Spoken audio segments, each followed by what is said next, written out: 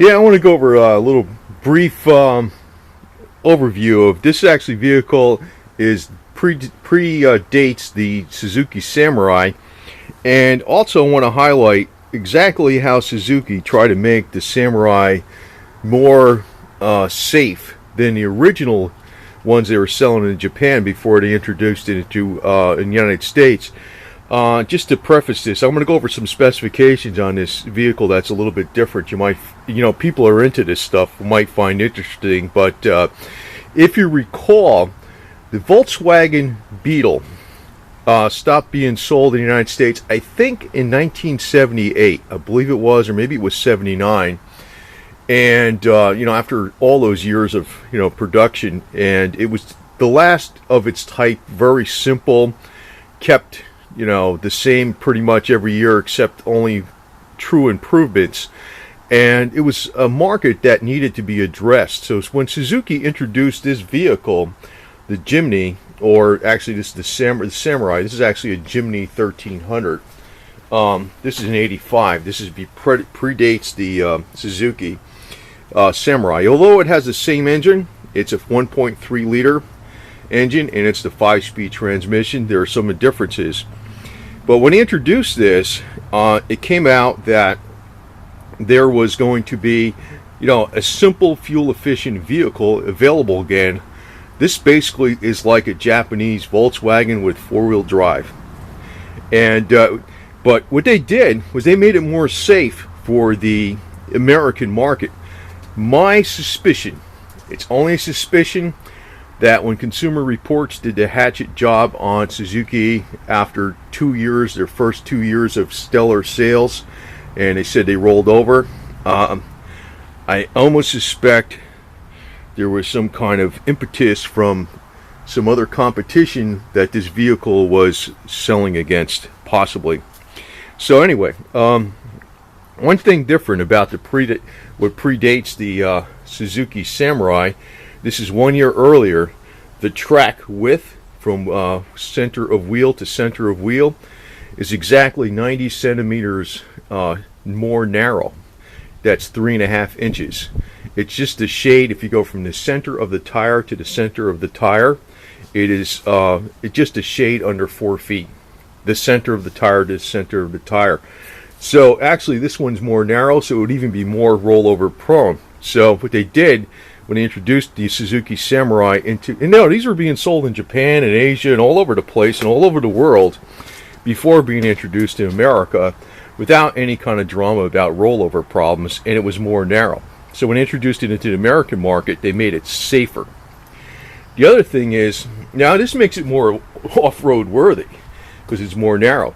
They made the overall, the flares are a little bit bigger. You notice these are a little bit more narrow than the Samurai. So that brings the width up. Actually, it's 5.3 inches. It goes from 55.1 inches on this one to 61.4 on the Samurai. So the body's a little bit wider, but the track is a little bit, the track is a little bit more wider also. Both. So that makes it almost a half a foot wider on a Samurai versus this one. Although the body parts are very similar except for the fenders. The overhang is a lot different too because the bumpers on this are different than the Samurai.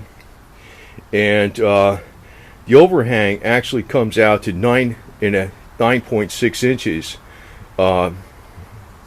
less overall length. So this actually is a little more off-road worthy because it's more narrow and it's got less overhang. The other thing is this one's stock. Now I know this probably sank a little bit because of it's an 85 and it has the original springs, but the ground clearance on this one that predated the Samurai was 1.2 inches higher. 1.2 inches higher. Now, the other thing is, and this is another important consideration, even though this has the 5-speed and has the same gearing as the Samurai in the transmission and the transfer case, and it's got the 1.3 engine, this has 411 gears stock, whereas the Samurai has 3.73. So you can already see there's very important off-road capabilities built into this one that's more so which could actually make it more rollover prone because it's more narrow. It's geared higher too, and it's higher up ground clearance than the Samurai. So those are several things that are different. So when they made the Samurai in the market for USA, they actually made it so it was safer than what was being sold for many years prior to what was introduced in the USA. And there's one other feature on here I want to go over that you might find interesting, and just have to get under the vehicle to show it to you. Well, the interesting other feature, and then boy, you know, I could see why they didn't do this on the American one. Though there could be one safety issue with it if somebody's stupid. This is the transfer case, correct? This is a drum brake that's located on the transfer case. That's your emergency brake, located on the transfer case. This is on a Jimny 1300, the one that's right before the Samurai. It's not the 1 liter 4-speed. This is the 5-speed 1.3 liter. Now the drum brakes are located on the Samurai. It does have rear drum brakes, but the emergency brakes use the rear drum brakes as the emergency brakes. Now the advantage of having the emergency brake here on the transfer case is if you have the wheels, if you have it in 4-wheel drive and you have the front hubs locked, when you put the emergency brake on, you lock all 4 wheels. That is a fantastic feature. There's only one drawback though, and that is, now you don't have a problem if the transmission's in neutral, but if the transfer case is in neutral, you have no emergency brake. So, you know, I'd imagine why they took that off of there, because they were looking about, you know, somebody doing something incredibly stupid. But this should be the Samurai that is reintroduced into America, actually, in my opinion. The one that's more narrow, the one that's a little bit more high up, the one that has the 411 gears versus the 373, and the one that has the, what do you call it, the emergency brake on the transfer case itself. And the only thing I would suggest to do is that on these body panels like this, you know, that I think they're a little, you know, they're not that strong. They would replace them with like Saturn plastic panels, like, you know, the vehicle Saturn has the plastic doors. That would be great.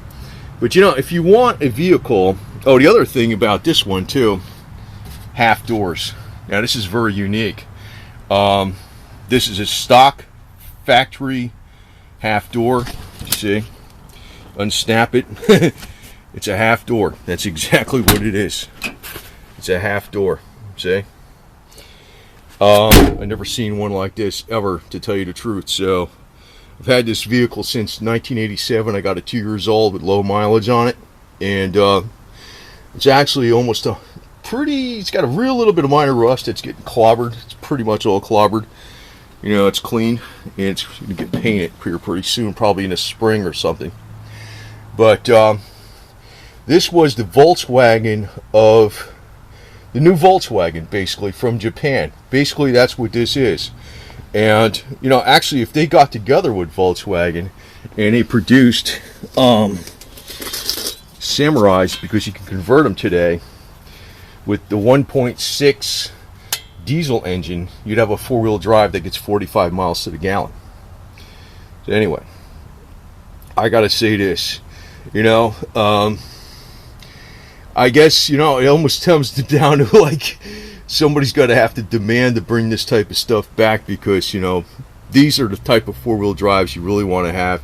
And, you know, you can modify them a great deal. You can lift them up real lot. You can do all this stuff. But, you know, the thing is, if you start doing that with a Samurai or a Suzuki Jimny, whatever you want to call it, you kind of destroy the whole idea behind it. And you probably should get a CJ5 and start from there, because if you're going to put big tires on it, you're going to have to change so many different things. You're probably going to have to change the axles, the Dana 44s, if you go really big tires, if you lift it way up and stuff, and then you don't no longer have a Samurai that's economical anyway.